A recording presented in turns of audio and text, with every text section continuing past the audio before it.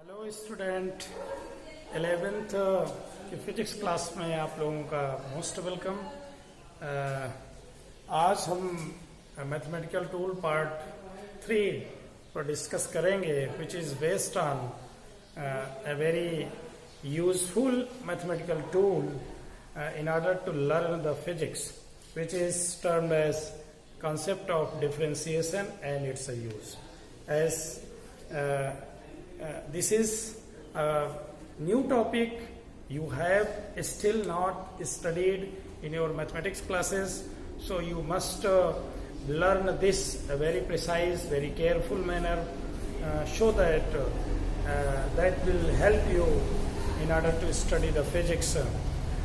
ये टॉपिक इसलिए पढ़ना ज़रूरी है क्योंकि आप सभी लोग इवन मैथमेटिक्स पढ़ने वाले भी क्लास 11th तक इसको नहीं पढ़ते हैं, क्योंकि डिफरेंशिएशन और इंटीग्रेशन ये दो टॉपिक ऐसे हैं जिनको क्लास 12th में मैथमेटिक्स वाले पढ़ेंगे, और जो बायो पढ़ते हैं वो तो मान लीजिए पढ़ेंगे ही नहीं।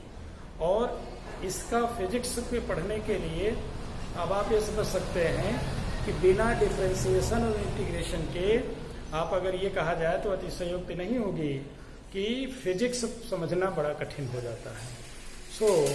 तो ये हमने डिसाइड किया कि हम इसका थोड़ा ब्रीफली डिस्कस करते हैं। जो बच्चे ईगर हों पढ़ने के लिए, जो इंटरेस्ट लेकर के पढ़ना चाहते हैं, रुचि के साथ अपना फिजिक्स का कैरियर बनाना चाहते हैं, निश्चित रूप से उन्हें इस टॉपिक को बहुत ही ध्यान से समझना चाहिए। Okay, let us start. Coordinate में हम लोगों ने कुछ चर्चा किया था, जैसे linear equation and quadratic equation previous या पहले या दूसरे मैथमेटिकल टूल के लेक्चर में हमने बताया था, शायद पहले लेक्चर में। तो यहाँ पर हम आपको दो टर्म को सबसे पहले डिफाइन करते हैं, what is a constant and what is a variable. As you know, the term constant means, as from its word, a quantity which doesn't vary, which remains throughout mathematical operation, remains constant. That is called a constant. Like e, pi, or any natural number, these are termed as constant as far as mathematical operation is concerned. But there are certain quantities which are involved, which are used in mathematical operations. They don't have any fixed value.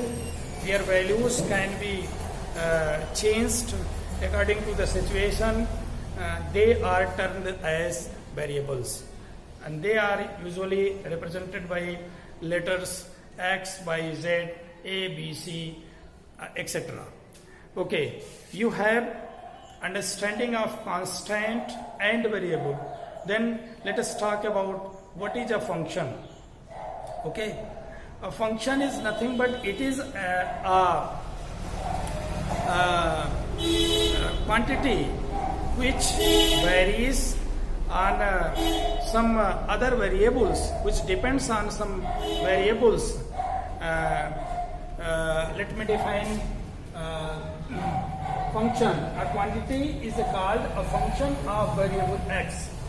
A quantity is called a function of variable x if corresponding to any value of x there exists a definite value of y, that is function.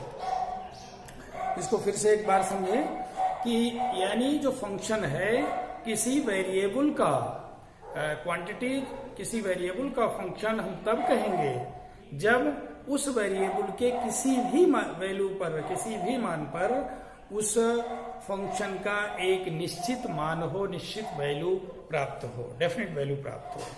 If you change the value of variable, then the function has, the value of function will be changed, but it is always definite. So let me explain this function. Suppose y is known as function of x. Y is a function which depends on x. Here one thing also you should know, dependent and independent variable. Independent variables. Okay, here y and x. Y is termed as function and x is termed as variable. Y is function of x and this is written as usually called as y. function है इसका x का और हमेशा it is written as y is equal to fx. Means y depends on x. Here y and x both are variables. But let me explain you which one is the dependent variable and which one is the independent variable. As from this expression, x is a variable which controls the value of y. Y doesn't control the value of x because y is a function of x. It means x controls the value of y. It means x is here independent variable. X is independent variable and y dependent variable. Okay? Independent को बोलते हैं स्वतंत्र और dependent को बोलते हैं परतंत्र. Variables means चर. चर मीन्स जिसकी कोई भी वैल्यू ले सकते हैं या हो सकते हैं. तो यहां पर फलन जब भी लिखा जाएगा, फंक्शन जब भी लिखेंगे उसे किसी वेरिएबल्स के टर्म में लिखेंगे और जो फलन होगा, जो फंक्शन होगा, always it is dependent on that variable. That's why the function is known as dependent variable and the variable on which the function depends is known as independent variables. Okay,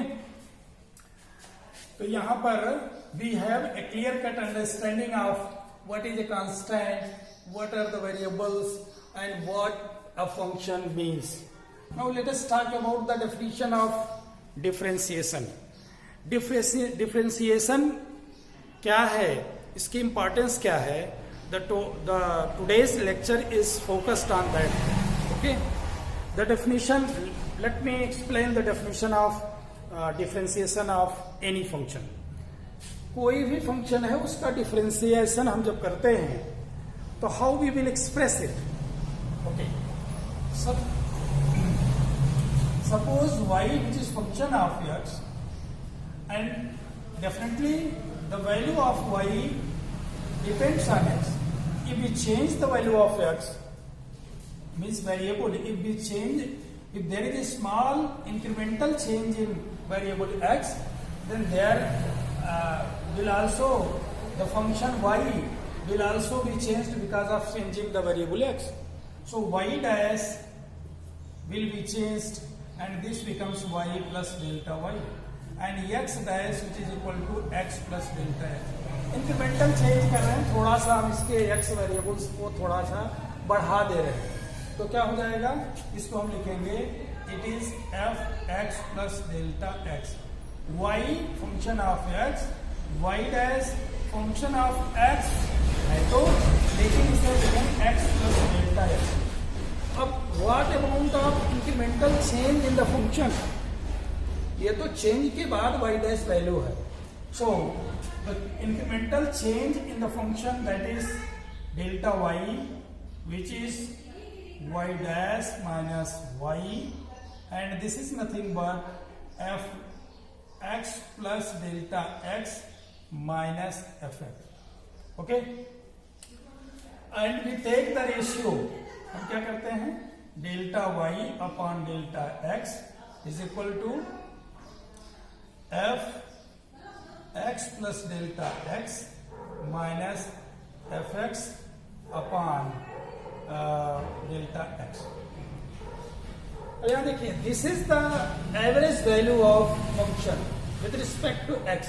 क्योंकि x vary कर रहा है तो y x के slight variation से function y में कितना variation आया, we take the ratio of change, incremental change in x and incremental change in y, it means delta y upon delta x, that will give you the average value of function with respect to x. So let us see the definition of differentiation. The derivative, differentiation is also termed as derivative, and it also termed as differential coefficient of any function, हम derivative कहें या differential coefficient किसी function का कहें, is the limit to the ratio of small increment in the function to the corresponding small increment in the variable which approaches to 0. Okay. y की value में जो कि फंक्शन है, इंक्रीमेंटल चेंज जो हुआ, जो स्मॉल इंक्रीमेंट हुआ और x के वेरिएबल्स के रिस्पेक्ट में, वेरिएबल्स के चेंज करने में दोनों का रेशियो और लिमिट यहां हम लेंगे. Function is the limit to the ratio of a small increment in the function to the corresponding small increment in the variable. So delta y is the small increment in the function and delta x is the small increment in the variable, and we take the ratio. And one thing we should also do here, take the limit. Okay, so differentiation is termed as dy upon dx. d dx of y means differentiation of function y with respect to x. It is nothing but limiting value of what? Limit delta x tends to 0, delta y upon delta x, or this you can say limit delta x tends to 0, fx plus delta x minus fx upon delta x. This is the actual definition of derivative of any function or differentiation of any function. Okay, so let us again recall it. You have been given a function, you have to find out the derivative of that function. What is the actually how we find a derivative? We take a small incremental change in the function by changing a small amount of the variable on which the function depends, and take the limiting value of the function over the variable, change in the variable approaches to 0. That gives you the derivative of any function with respect to the variable on which the function depends. Okay, this you should always remember. Now here we want to explain you the geometrical meaning of dy upon dx. So in order to explain that one, we have drawn a curve which is shown here in the figure. We take on the curve 2 points P and Q. Definitely you know, in Cartesian coordinate, any point in any quadrant is represented by x comma y. This is the location of point P on the curve, and the location of point Q on the curve is represented by x dash y dash. Here x dash is nothing but x plus delta x, and y dash is nothing but y plus delta y. Okay, we join the point P to Q, and this is nothing but chord of the curve. Okay, so let us draw some construction here. Let us assume this is point N, and definitely this chord PQ has makes a certain angle with the x-axis. So let us first calculate the slope of this chord. Okay, now let us calculate slope of chord PQ. chord को हिंदी में कहते हैं जीवा. तो ये जो curve है, curve की जो chord है यानी जीवा है PQ, उसका with respect to x axis what is the angle? तो slope यही होता है. And this definitely you know from the expression of straight line, slope is always written as m is equal to tan theta or delta y upon delta x. Here in this figure, tan theta is the ratio of qn upon pl. Okay, what is qn? Qn is nothing but it is definitely delta y upon delta x. So the slope of this chord is delta y upon delta x, and this is the slope of rather PRQ, not rather PRQ. It is the slope of PQ, means average ये curve का P से लेकर Q तक जो curve plot किया गया था earlier, उस कर्व का स्लोप ऑन एवरेज दे रहा है. If we take the limiting value, taking limit what delta x tends to 0, then what does mean? It means here this is delta x, this is delta y, and this one is x and this one is y. Okay, तो इसका अगर हम limit लेते हैं तो definitely the slope gives us limiting value of this delta y upon delta x provided delta x tends to 0, delta y upon delta x, and this is nothing but d dx of y. Y definitely a function which varies on x.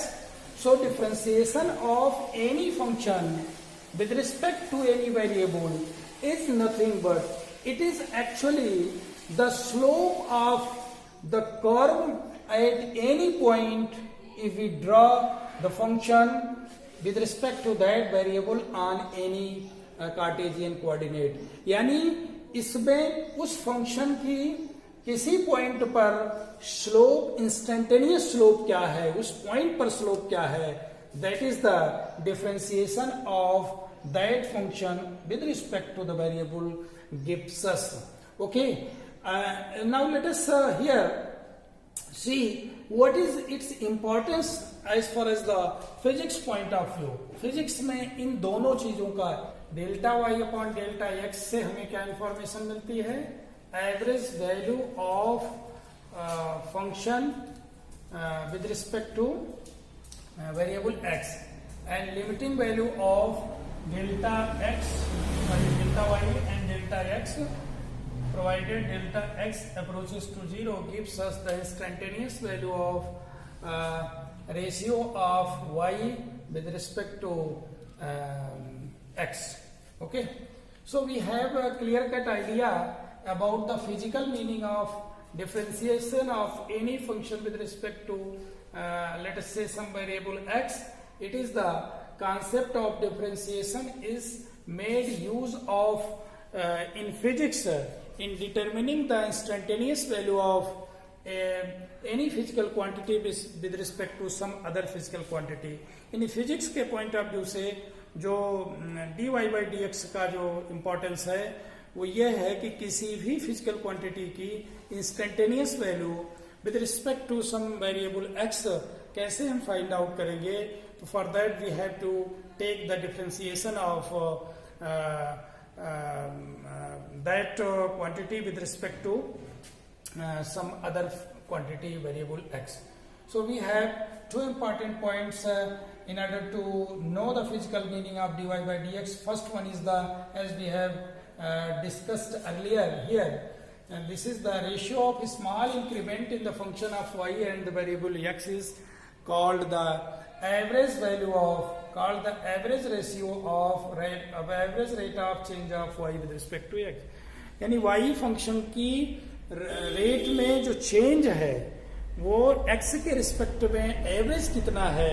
जैसा कि हमने यहाँ बताया इस block में कि function y x पर depend करते हुए वेरी कर रहा है. तो इस फंक्शन की p से लेकर q तक के बीच में इस इंटरवल में एवरेज रेट ऑफ चेंज अगर हमें पता करना है तो क्या लेंगे हम? Delta y upon delta x. Okay, now the second limiting value of delta y upon delta x means average value में जो लिमिटिंग सिचुएशन है एवरेज रेशियो में, that gives us instantaneous ratio of change of y with respect to x. That is आप कह सकते हैं कि instantaneous को फाइंड आउट करने के लिए dy by dx लेना पड़ेगा and it is nothing but limiting value of average value of y with the ratio of average value of y with respect to x means limit delta x tends to 0 delta y upon delta x. So we have idea about what is the meaning of differentiation, how a function is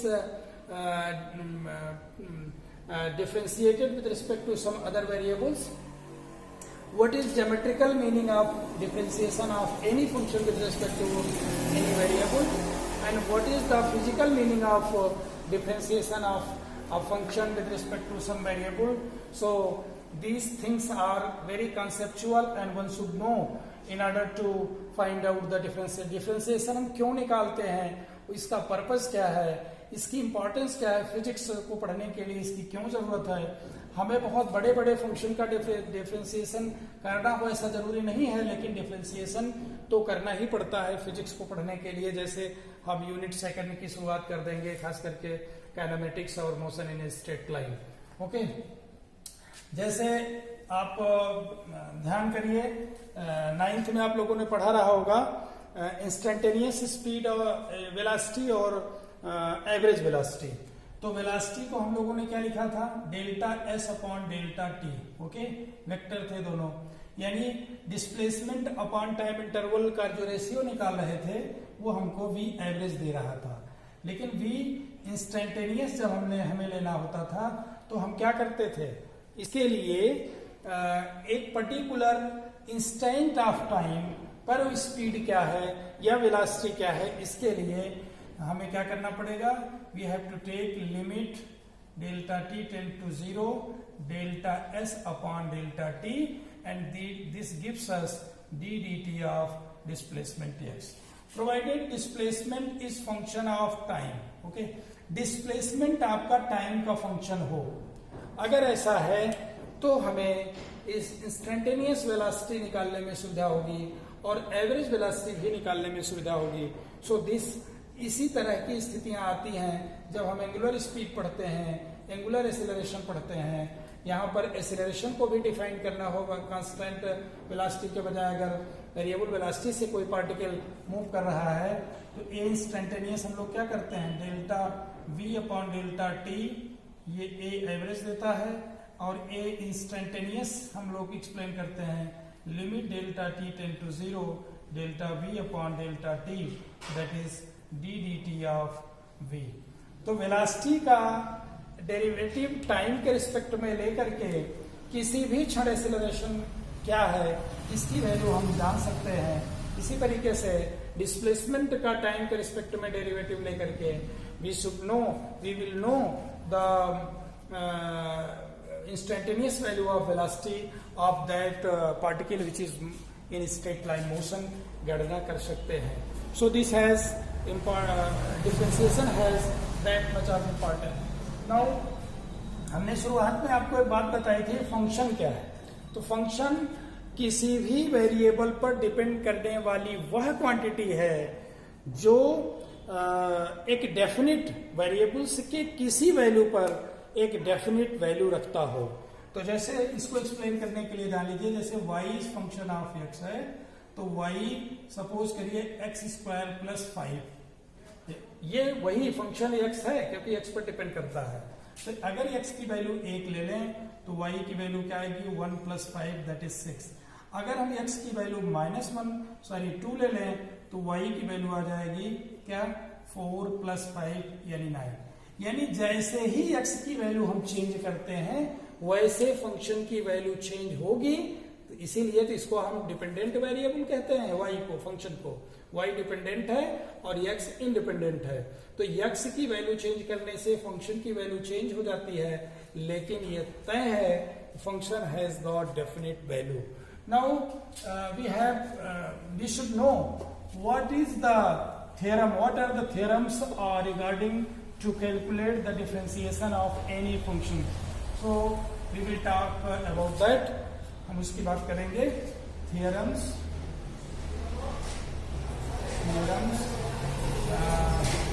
on differentiation यानी differentiation पर आधारित theorems. तो theorem का मतलब formula से है. तो first है if c is a constant. Okay, ये कोई कांस्टेंट है तो इसको हम क्या लिख सकते हैं, dy बाई dx को हम क्या लिखेंगे, b dx of c. y c है और c क्या है, कांस्टेंट है, तो इसका डिफरेंशिएशन हमेशा क्या होगा, 0. यानी किसी भी कांस्टेंट फंक्शन का differentiation should always be 0, will always be 0. Now the second case, what is it is if y can be written as equal to cu, c is constant, okay, and u is function of x, then what is the differentiation of y with respect to x? This is d dx of cu, and we will take c outside, d dx of u, okay. यानी constant के साथ कोई function अगर product में है, यानी function के साथ कोई कांस्टेंट प्रोडक्ट में है, तो without affecting the constant we will take the differentiation of that function and multiply that constant. एक सेकंड, थ्योरम हो गया। नाउ द थ्योरम सेकंड और फार्मूला थर्ड फार्मूला क्या है? If y is equal to, let us say product of two function that is u into v, u and v are the functions of x, ये x के function है।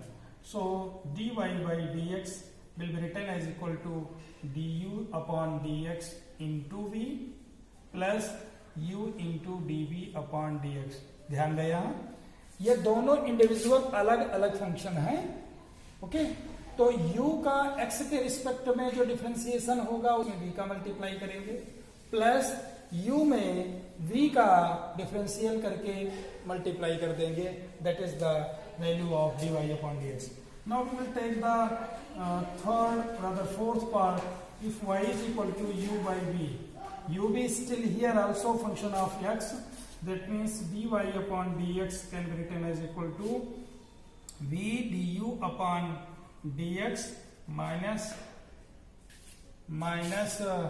u dv upon dv upon dx upon v square। ध्यान रहे यहाँ पर product v into D you पर। इसी तरीके से one of the most important theorem of differentiation is that suppose y is equal to x raised to the power n, then which is 5 dy upon dx is equal to n into x n minus 1। ध्यान रहे differentiation करने के बाद function की value जो order है वो एक डिफरेंशिएशन से उस फंक्शन का ऑर्डर एक कम हो जाएगा। अगर क्वाड्रेटिक है तो लीनियर हो जाएगा, लीनियर है तो कांस्टेंट हो जाएगा, क्यूबिक फंक्शन है तो क्वाड्रेटिक हो जाएगा। कुल मिलाकर के उसकी पावर जितनी है उससे मल्टीप्लाई करके उस वेरिएबल की पावर एक लेस से मल्टीप्लाई कर देंगे। तो ये जो है कुल मिलाकर के ये theorems which are based on differentiation.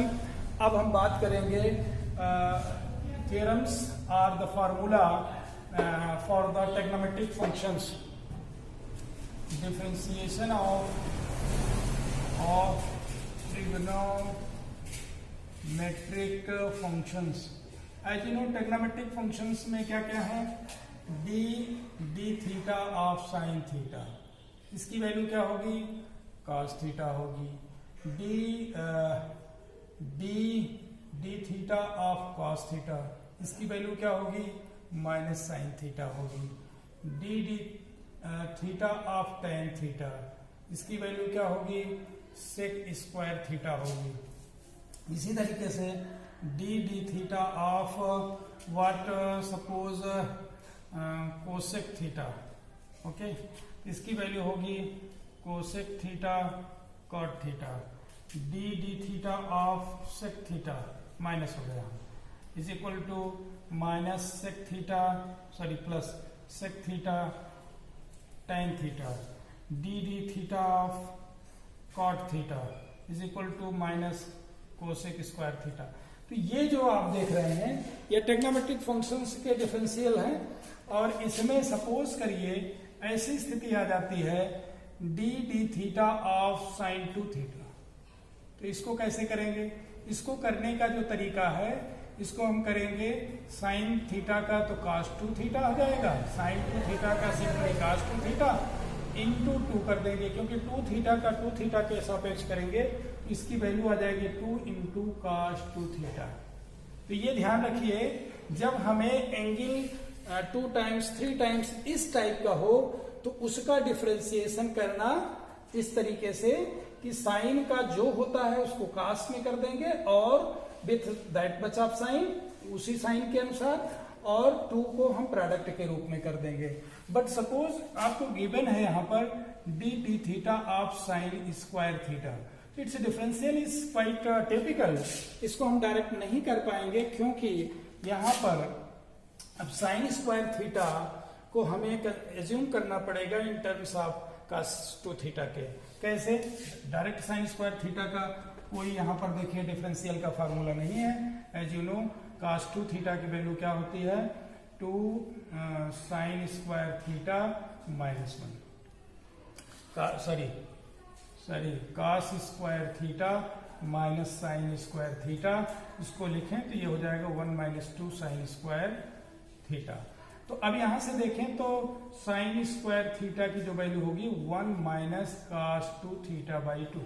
तो अगर हमें डिफरेंशियल साइन स्क्वायर थीटा का लेना है, for that we have to write in place of sine square theta 1 minus cos 2 theta by 2।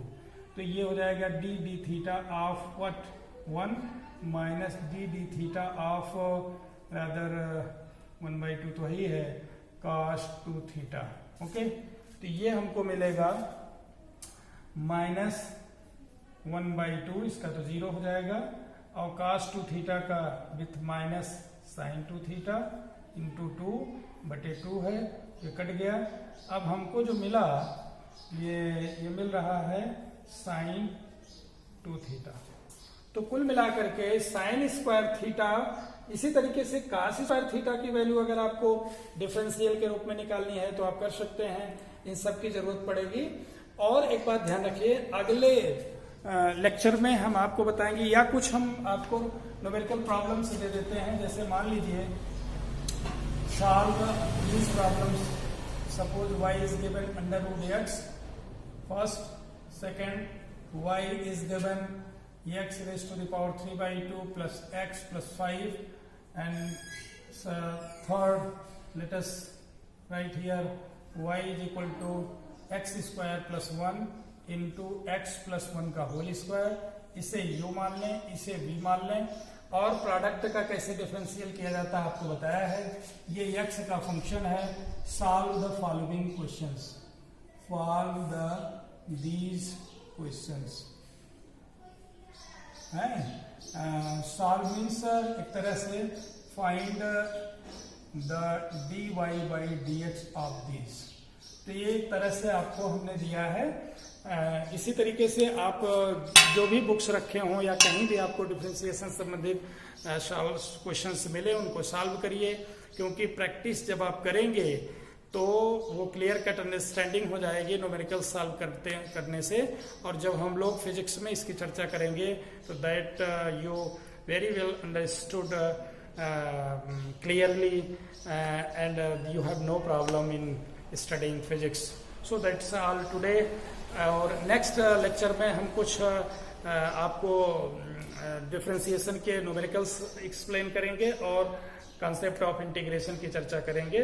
That is also very useful for the physics point of view.